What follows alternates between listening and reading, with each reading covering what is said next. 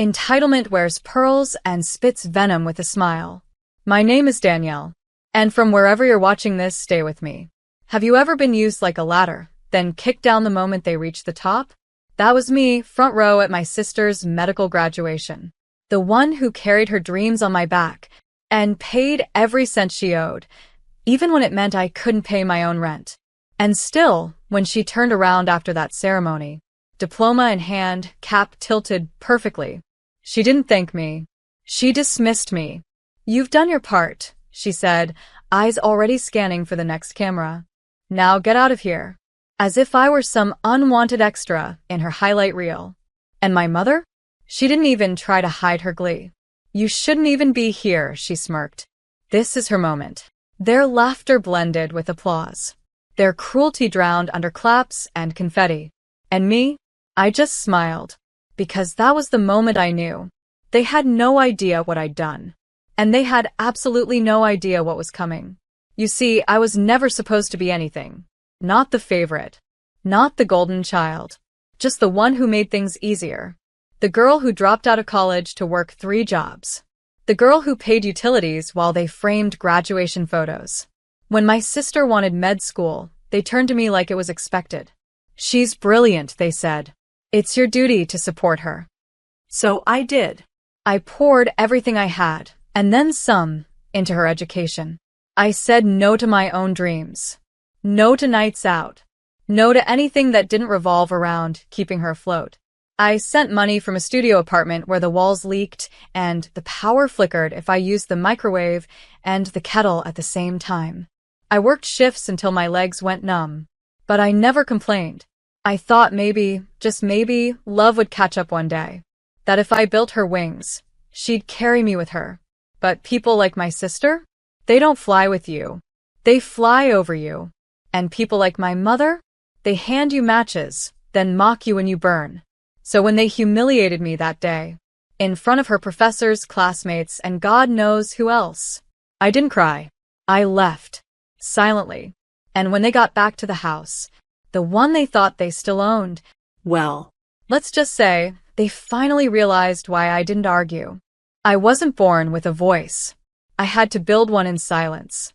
My sister, Camille, was the golden light. And me? I was the shadow she cast. Growing up, it was always clear. Camille mattered. I managed. She got piano lessons. I got handed the mop. She got braces and ballet. I got told, "You're strong. You don't need all that." It wasn't hate. It was something colder. Neglect disguised as duty. My mother didn't scream or hit. She smiled sweetly and said things like, "Danielle's our helper. She's reliable. Camille is sensitive. She needs more support." Support. Right. Support meant I skipped college orientation because Mom needed help organizing Camille's dorm. It meant I pawned my camera, the one thing I loved, to cover Camille's textbooks. And when I got a promotion at my job as an assistant accountant, Mom said, "That's perfect. You'll be able to send a bit more now, right? Camille's in her residency. It's crunch time." And I said yes. I always said yes. Until one day I didn't. It was 2 years before the graduation. I was in my dim apartment, crunching numbers for a late report when I looked at my bank account. My hands shook. For years. $72,000 wired to that household. All of it for a family that hadn't called me on my birthday in 3 years. That night, something inside me snapped, not in anger, but in clarity. And I made a decision. The house, our childhood home, was in my late grandfather's name. He never trusted Mom's spending. So when he passed, he quietly left the title to both me and Mom joint ownership.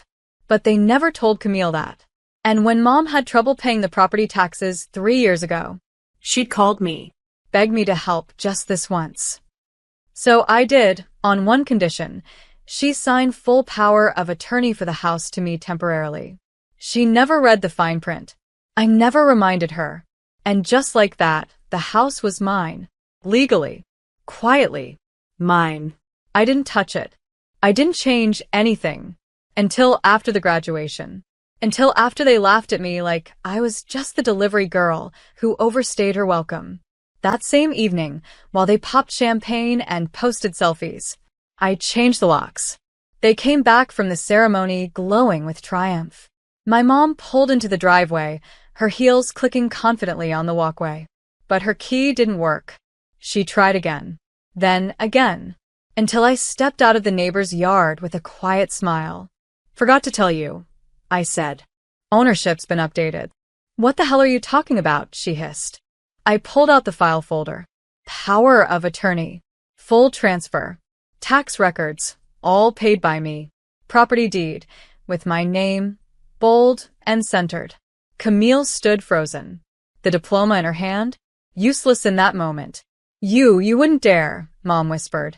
"Oh," I replied. "I already did." Some truths don't destroy families. They expose the fact that there never really was one. They stood outside the house like strangers. Mom tried calling me every name under the sun. Camille stood there, stunned, clutching her degree like it could unlock the door. "You ungrateful little," Mom started. I didn't flinch, just handed her the same words she once gave me. "You shouldn't even be here." She recoiled like I'd slapped her. Camille finally spoke. "You can't do this. You're not better than us." And I smiled. "I'm not better. I'm just done." They didn't know what to do. The neighbors were watching now. The perfect family? Crumbling in broad daylight. Mom tried bargaining. Said we'd talk it through. Camille tried guilt. "I wouldn't even be a doctor without you." "And that's how you thanked me," I interrupted. "By pretending I was the help." She blinked fast, her voice cracking. "You know I didn't mean it like that." But she did. They both did. And that wasn't even the worst part. I remembered something. A letter I'd found 2 years back while helping with house paperwork. It was from our grandfather, the one who left me part ownership of the house. He'd written it to my mother. And it read, "I worry what Camille will become with you inflating her ego. You've crushed Danielle's light for years just to keep her useful. Don't forget, she sees more than you think. One day, she'll realize she was never invisible, just underestimated." I never told them I'd read that. But now? I wanted them to know. So I brought out a copy of the letter. Read it out loud on the porch. Word for word. Camille's face crumpled. Mom's lips tightened like concrete. "He didn't know anything," she snapped. "He knew enough," I said. "And now, so do you." The next few days were chaos. They tried calling cousins, family, friends, anyone to shame me into giving the house back. I received passive-aggressive texts like, "Family isn't about contracts." "So, this is what success turned you into? Your sister needs that house for her residency." I ignored them all. And when that didn't work, they played the pity card online. Facebook posts about being betrayed by blood. Crying emojis, half-truths, vague quotes. I didn't respond. Because you don't fight people drowning in denial. You let them sink themselves. But the best part? The hospital Camille had just signed with, the one she bragged about nonstop, reached out to me because I was listed as an emergency contact. They were trying to verify her home address for licensing. And I told them simply, she no longer resides at that property. They paused. Then thanked me. And just like that, her shiny residency plans had a little crack. All because the home address on her official documents wasn't hers anymore. You don't burn a bridge you built with your own hands, unless you're planning to light your path with a fire. After the residency coordinator called me about Camille's address, I knew what was coming next. Panic. Camille had built her future on one assumption, that I'd always stay in the background, quiet and convenient. Now? Her license process was delayed because her legal residency was under dispute. The same home she bragged about decorating on Instagram, legally listed under me. Within 48 hours, I got a call. Not from Camille, from her boyfriend, Ryan. A soft-voiced, well-meaning finance bro with expensive teeth and a tendency to say, "Let's not make this messy." "Danielle, hey," he began, overly friendly. "Camille's super overwhelmed. Can we maybe just talk? Like adults." I let him talk. He explained how important her career was, how she'd freaked out after the graduation, how she didn't mean to come off harsh. Then came the ask. Look, if you could just sign something, anything, to make the house thing go away. I stopped him. Let me guess. Camille sent you instead of calling herself. Silence. She said you might be too emotional right now, he replied. I laughed. Not because it was funny, because it was textbook Camille. I said no. No discussion. No compromise. Then I did something petty and poetic. I made a public post. Nothing loud. Nothing mean. Just a single photo of the house, lit beautifully by the sunset, captioned. Some of us learned how to build homes. Others only knew how to decorate them. It went viral. Within hours, people from town were messaging me. Is this about Camille? I always wondered how she afforded that place. Didn't you support her through school? And then came the twist Camille didn't see coming. Years ago, while working a temp job, I built a private blog. Quiet stories about invisible siblings, sacrifices, secrets, love and loss. It had grown quietly. Thousands of readers. Mostly women. Mostly people like me, tired of being the silent backbone. I had never used my real name. But after the graduation incident, I linked the blog to that photo post. People made the connection. Suddenly, the girl who'd done her part and needed to leave became a symbol. I was getting interview requests, podcast invites. Camille? She was getting questions.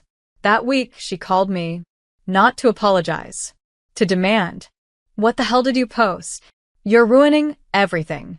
Do you want me to fail? I let her rage. Then I said, funny. When I was drowning, all I got from you was silence. She hung up, and that was the last time I heard her voice for a while. They spent years crafting a lie.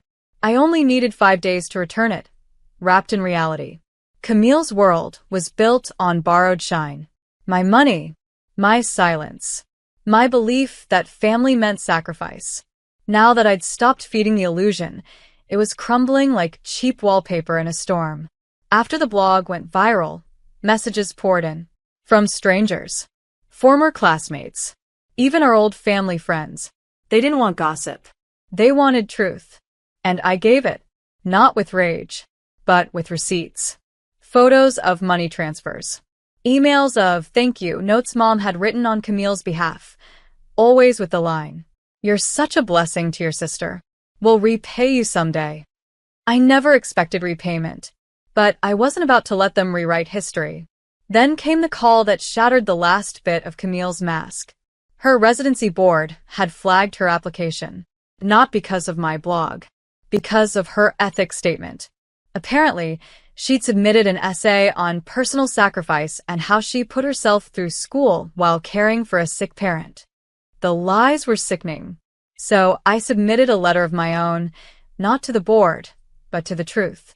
A formal statement, with documentation of every tuition payment, supply cost, housing support, all tied back to my name. I didn't need to accuse her. I just needed to exist. A week later, I got a polite, almost ashamed call from the residency coordinator. We'd like to verify a few things regarding Camille's file. I told them I was happy to help. The truth, I've learned, doesn't need fireworks. It just needs light. Meanwhile, back home, Mom tried to rally the extended family. She told them I had manipulated an old man's will and took the house through lies. But my grandfather's lawyer, the same one who handled the power of attorney, heard the rumors. And he shut it down. He even wrote me an email. Your grandfather was proud of you. Don't let noise distract from your peace. Camille's boyfriend? He vanished.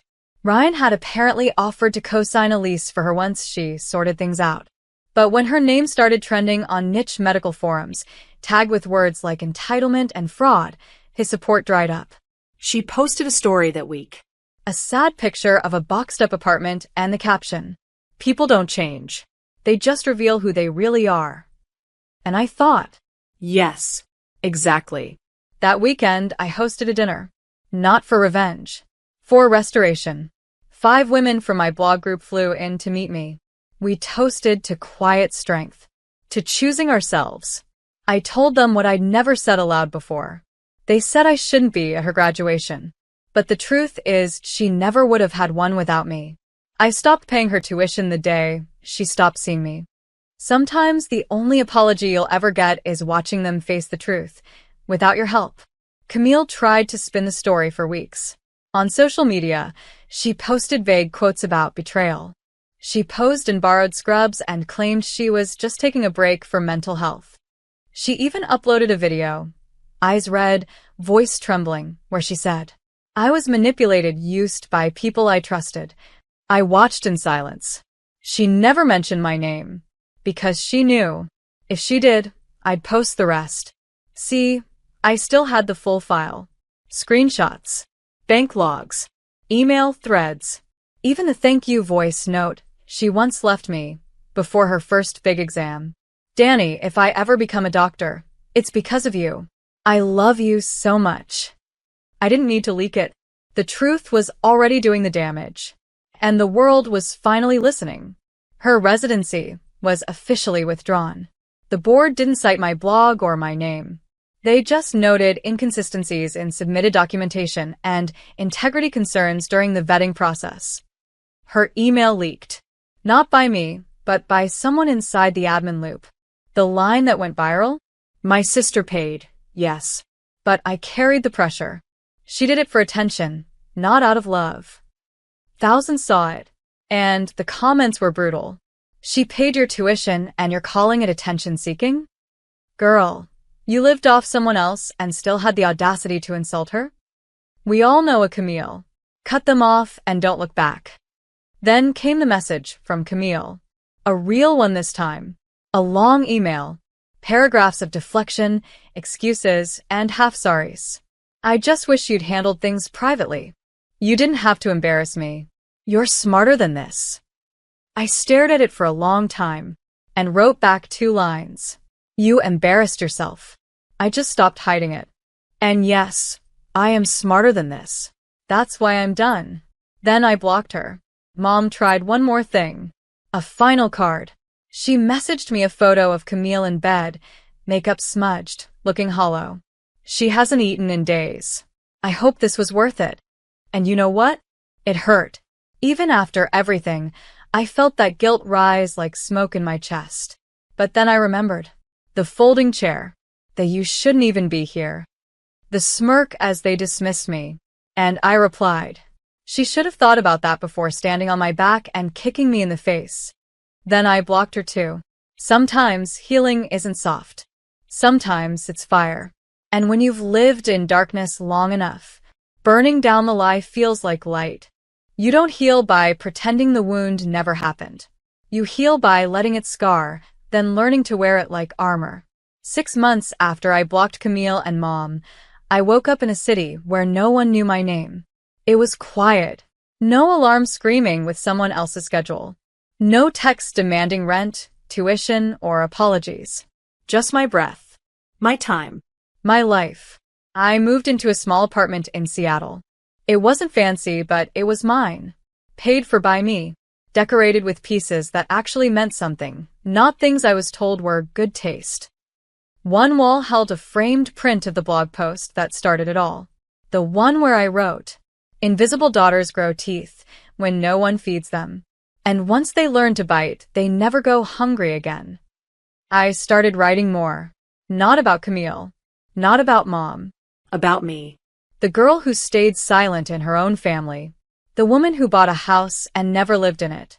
The survivor who walked out without taking revenge and still won. My blog turned into a book deal. A small indie publisher. Modest, but real.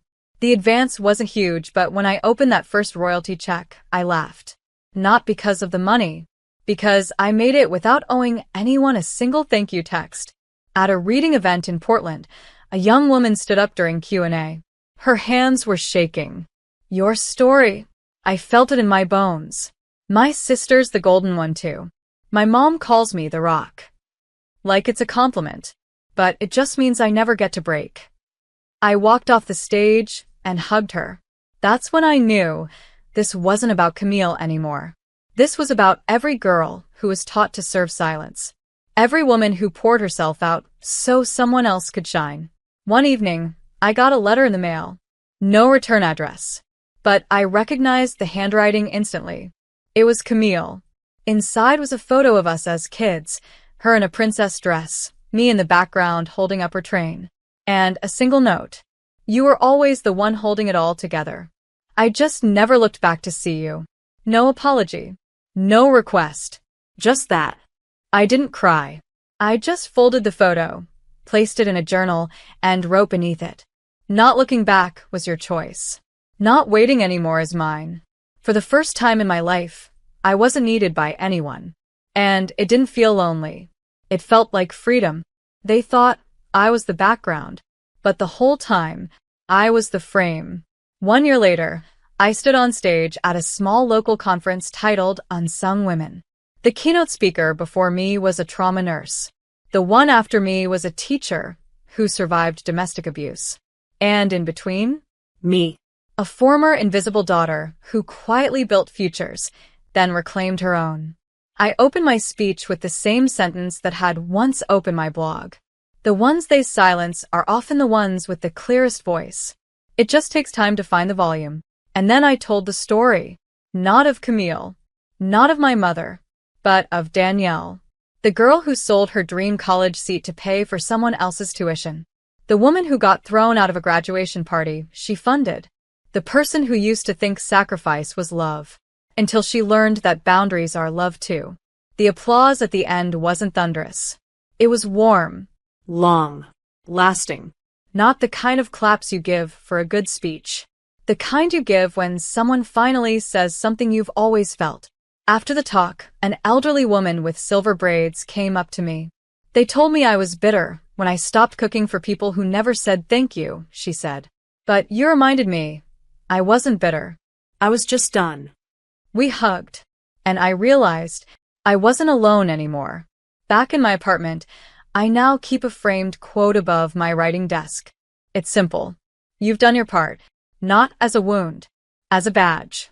Because I did do my part. More than anyone asked, more than anyone thanked. But the mistake wasn't in the giving. It was in staying long after they told me I didn't belong. Now? I belong to myself. Camille is working again.